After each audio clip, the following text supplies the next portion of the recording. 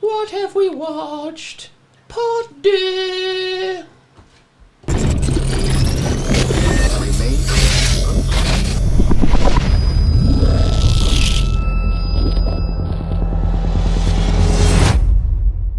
Boom. I'm glad you pointed because I wasn't thinking along those lines.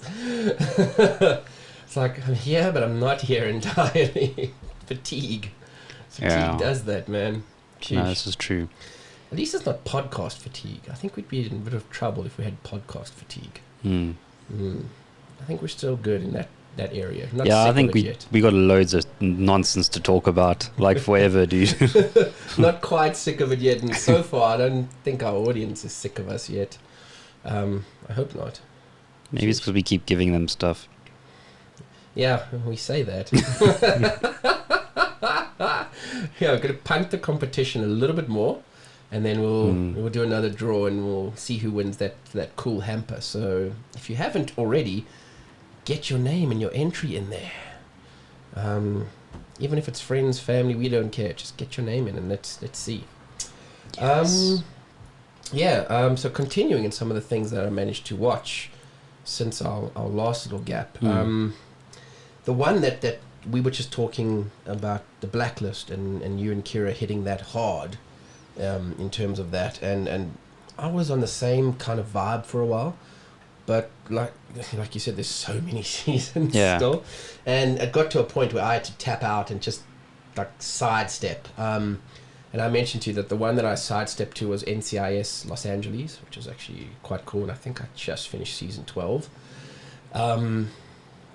Tried and trusted. I enjoy the show. I enjoy the dynamics of the characters. So good to watch. And one that I started watching mostly because of.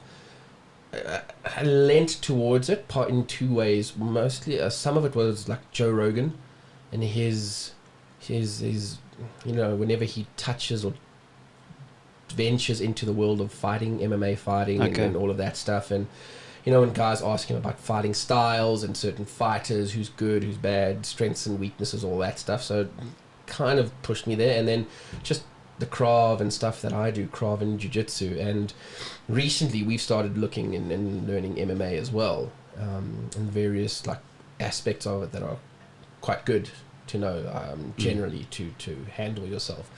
And there's a show on Netflix called Kingdom. Okay. And the main, I suppose you could say the main, could be two semi-big draw cards. The one is Frank Grillo. He was the guy who played Crossbones in the Avengers movies and the Captain America ones. His character's name was Romulo. And eventually he can't take on Cap, and he gets that whole suit, the Crossbones suit and that. Yeah. So he's in it, and he's the main owner of the MMA fighting gym. And he's got two sons that he also kind of followed in Dad's footsteps, etc. And then there's like another fighter that once upon a time was in the gym, should happen to him, and now he's come back to the gym to kind of like restart and reignite his career in the cage. Okay. And it's good. It's sure. So it's got like, if you're into like your CrossFit and everything, there's many a time when the guys are in the gym and they're doing various workout routines for strength, movement, whatever you want. There are times when they have to cut weight before they step onto the scale before a fight and that, and in some cases, like the guys have to drop like 5 kilos or more, 7-8 kilos, and it's like strap up in these sweatsuits, and they just go and they train on a bike, and you just see them sweating, dripping. Then they untape the suits, and you just see water flow out, and then they retape them, stick them in a sauna to sweat, and then they're just constantly weighing them, and they have to reach a certain. It's like insane what these guys go through. And the two brothers, the other draw card is Nick Jonas. Okay. He's in it as one of the brother fighters, and he got jacked for the role. He's looking good. He's got a decent body. And there's this other dude, Justin something or other. He plays the other brother. I've seen him in a lot of different shows, and he often plays. He'll like have a cameo in this TV series or in that TV, and he always in those crime sort of things. In whether it's Criminal Minds, Castle, you name it. He's always appeared as this damaged guy who's either like a girlfriend's messing his life up, or the two of them are playing a Bonnie and Clyde kind of criminal thing. So he's always playing this damaged, messed up dude who's in the drug kind of thing, and this is no different. He's a damaged kid. He's the older brother, and you can tell that the dad's fighting lifestyle rubbed off on him, so he's an aggressive kind of guy. He's not afraid to get in people's faces and antagonize them, and he's a fighter, and geez, he got jacked for this dude. His body looks incredible, but he's also like does drugs and all that other shit, so that fucks with his head as well. And it's like the way these guys live is like the guy knows, shit, I'm fighting in like a month, but it's cool, I can get blasted on cocaine now, because if from tomorrow I'll start training and sweating it out of my system, so that by the time they would test me before the fight, I'll be clean. So that's the kind of lifestyle and mindset these guys live. Proper crazy. And you actually see it gives you this impression that, and rightly so, that anybody who's willing to strap on whatever and climb into a cage and beat the shit out of another guy, you know what I mean? It's like there's something not right. Yeah, there's got to be another kind of crazy. Correct. You know, there's only certain people that can do that and do it well. You know, and the show shows you that there's other fighters that maybe a bit of skill here, a bit of skill there, but you can see these guys aren't damaged like that. And yeah, it's interesting to see how self-destructive these guys are generally. But it's a good show. It's really cool, and if you like or you're interested in that, the fights that they do are damn, they do a good job of it. Like, okay, very, very good, very representative of what MMA would be and the world of MMA would be. Okay, So, that's at least good to hear. Because it's funny you say that there is still like films that like get stuff wrong, you know, like, and I think they're getting better at it, you know, people like researchers and stuff, but like I'll give you one silly small example. Like I think it's in I talked about One Division in the previous podcast, but there's a trailer where the Sword people are looking into her universe, right, and they got all this whole big equipment rack, and they literally got our mixer chilling there, and I'm like, you wouldn't have that in a thing like that. No. But it has lights and it has faders, so it's like you'd have something that's like way more advanced and digital and all of that kind of stuff if you were running a show. Yeah, so dude, I just found that like giggly, because it's like I know to every general audience they wouldn't know. It's just some technical thing there, but yes, I was like, no, I have that. I've seen some of those robust digital mixers that have like 50 something channels across and then cross faders and all that. Ours is great, but it's not that. For sure. So yeah, so I mean, I don't know if that stuff would interest you. If anything, you'd probably pick up some cool workouts that you could potentially do, because some of them I even look at and go, fuck, okay, that's hard. Yeah. And then a cool film that I caught. I'd heard about it and seen it being skirted, and I think I saw it on Showmax. American Ultra, Jesse Eisenberg. Okay. And Kristen something from the Twilight movies. Oh, Kristen Stewart. Yes, the two of them. Very good. Very enjoyable. Okay. Yeah, and it's one of those films that also starts out giving you one impression and then it flips. It also has Topher Grace in it, from 70s Show, and he was Venom in the Spider-Man movie. He's exceptionally good in it as well. I really enjoyed his character too. So if you want a cool, like, kind of film, yeah, man, it's enjoyable. Okay, and general what it's about without, I don't know if we're going to spoil anything, but it's basically like he's a CIA asset, but he's a sleeper. Okay. And there's like things happen to him, or he has these episodes that he can't quite figure out because he doesn't know that he's been programmed almost by the CIA. You know, he went through a whole training regime, and they've brainwashed him. Exactly, 100%. And it's the brainwashing that's causing all these things to happen. And Topher Grace, who's still at the CIA, he makes the call. He's just like, liability, so cancel the asset kind of thing, and sends in a team to take out Eisenberg. And in doing so, just before they're about to take him out, this chick who trained him initially phones him and gives him that code word that would activate. Okay, yeah. And then it goes from Hail Hydra. kind of scenario, 100%. And yeah, Jesse Eisenberg actually pulls it off very, very nicely. Because he's got this training, but he still plays that awkward, socially awkward kind of guy in between killing people. So it works. It's actually a very enjoyable film. Okay. You know that he doesn't watch any of his films. Really? Yeah. I was watching when they did the Batman vs Superman thing, and he was Lex and all that, and they're talking about the backlash, and he's like, I don't know, I haven't watched it. And everyone's like, the guy Austin, he's like, no, I don't watch any of my films. That's interesting. There are a few guys that I've heard in Hollywood that they don't. They don't watch their own work. If anything, it's when they get families, the families start to watch, and that's how they get sort of feedback roped down the line or roped in, because the family are like, oh, Dad, we're going to watch this. Or, Mom, we're watching you. Okay, fine.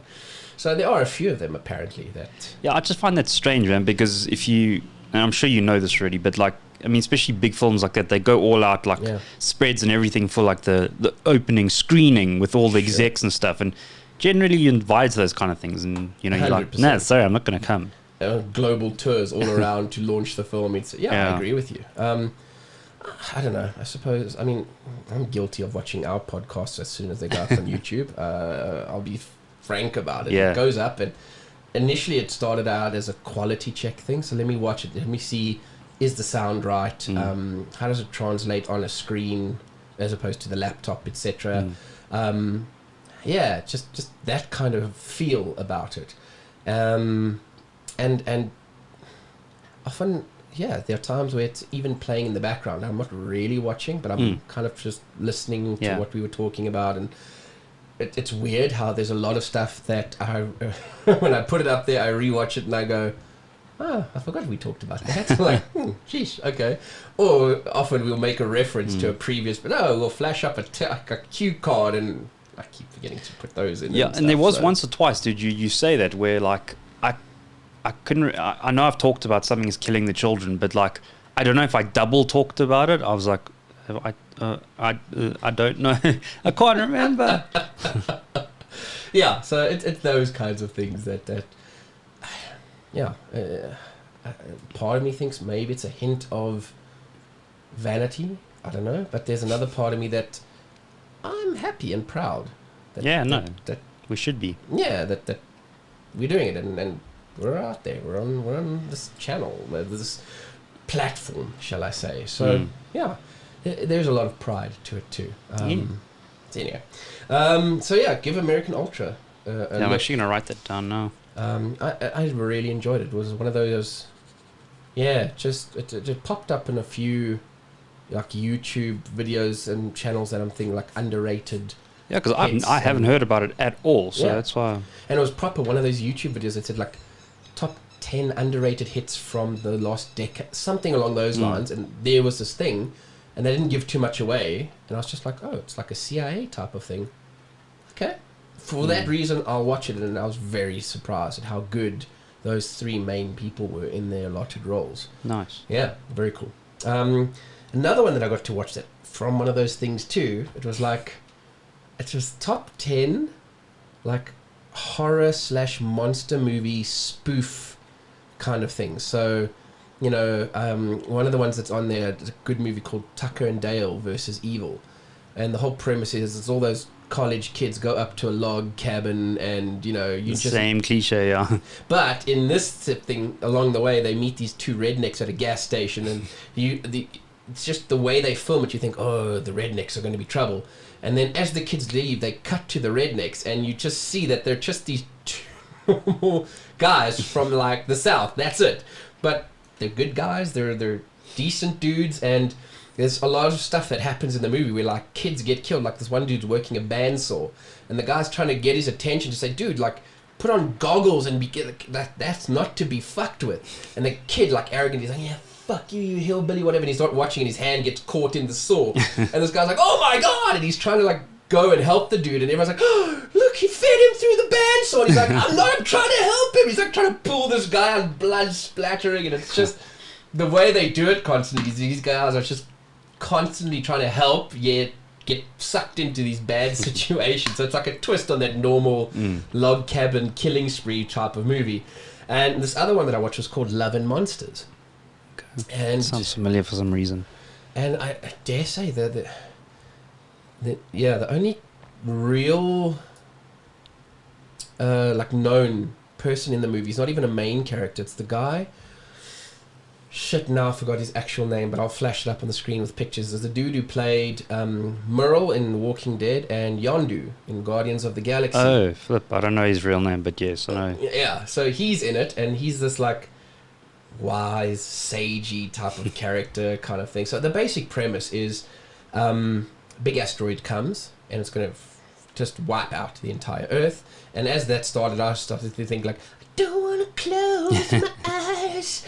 Bruce Willis will save the day. Yeah. But instead of that, they just, apparently the way the story goes is we just shot like every nuclear weapon we had at this asteroid and blew the shit out of it. But that completely irradiated all of the fragments and particles, and they all come raining down on Earth, and they like basically irradiate the Earth in various degrees, but not to affect us, but it affects all the small insect and lizard life and everything, and all of that starts to mutate and become these giant like kaiju creature monster things. So giant ants that start hunting us and cockroaches that start hunting us, and they even mutate into hybrids of different things. And what we eventually do is all of us, just the survivors, go into underground bunkers and caves and all of those types of things, and we kind of carry on in these little isolated pocket silos, and some of them communicate with each other through radios and all that jazz. And this guy, just before it all happens, he started dating this one girl, fell in love with her. She goes to one bunker and he goes to another, and he decides one day he's tired of this being alone and he wants her, and they've started talking over the radio, and he's just he's like useless. Like in all of his bunker, like there's guys that go out there and hunt or protect the bunker. He's not one of them. He's the guy who just cooks the soup because he makes this mean minestrone soup. That's his role. And he just decides one day, no, I'm going to go, and I'm going to go to her bunker, and yeah, we're going to be together kind of thing. So it's really that kind of like hero's journey story. And you see how he evolves and becomes this almost like a man, just becomes the very sort of just hero, if you like. Yeah.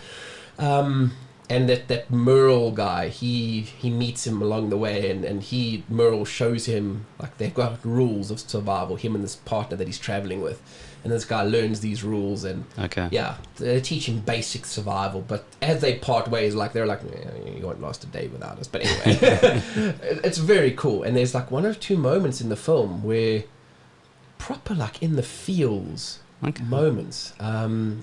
So there's two parts in particular that are like proper, like I like teared up, and I was like, fucking beautiful, man.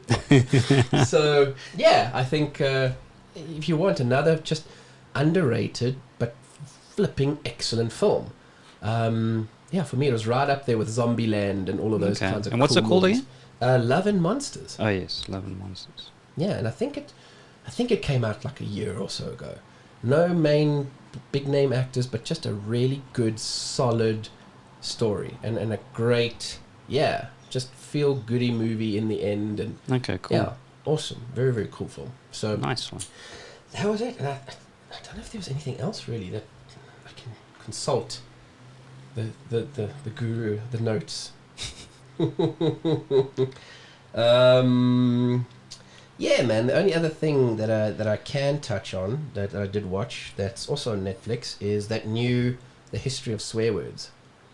I saw the trailer, but I didn't. Yeah. I just added it to my like little favorites list to give it a watch, but not yet. So far, for me, the first episode is the best. They cover the word fuck and its versatility and everything. And dude, you know what? It sounds weird and fucked up and weird, but having Nick Cage as the main narrator works, because he's got that way of just like looking at a camera and just fuck, like he can roll it out of his tongue like superbly, or he can go crazy eyes on you and just fuck. And he does, dude, in his narration. God bless you, Nick Cage. He goes through all the different phases of Nick Cage-ness, like the craziness, the zaniness, the serene and calm and zen-like Nick Cage. You get all of it in every single episode that he narrates. And they cover all of them. I think there was shit, there was crap. Forget where I'm at now, but all the basic ones that you can think of in that. So it's interesting. It really is to hear or see. The only one that's a little bit confusing in terms of its origins, where it probably came from, is fuck. There's 2 or 3 trains of thought, but they kind of settle down on, no, if we have to look at it factually, this is probably the most likely. And you're like, okay, fine, I can take that. But all the other ones, shit and crap and whatever it might be, and direct, here's the why, here's where it came from, and you go like, makes perfect sense. So it's interesting, and it's the one thing that they really do posit in the show. And they also have a lot of cameos of different people commenting on it and giving their thoughts. Like I think Nikki Glazer does one. Yeah, I saw she's in the trailer. Yeah, she gives her commentary on some of the words. I like that, because the one thing that they definitely say to you is, it's right now where we are, it's certain nouns, adjectives, whatever, are readily replaced with these words or derivations of these words, etc., etc. And they show you the versatility. They show you, in some cases, the primal, like they show you in the first one, around fuck, but swearing and everything, how it reduces pain and all of that. So people stick their hands in an ice bucket, and they say, like, keep your hand in there without swearing. Like, do whatever you need to do, breathe or something, see how long you can keep your hand in there, or keep your hand in there and just go to town swearing as the pain comes in.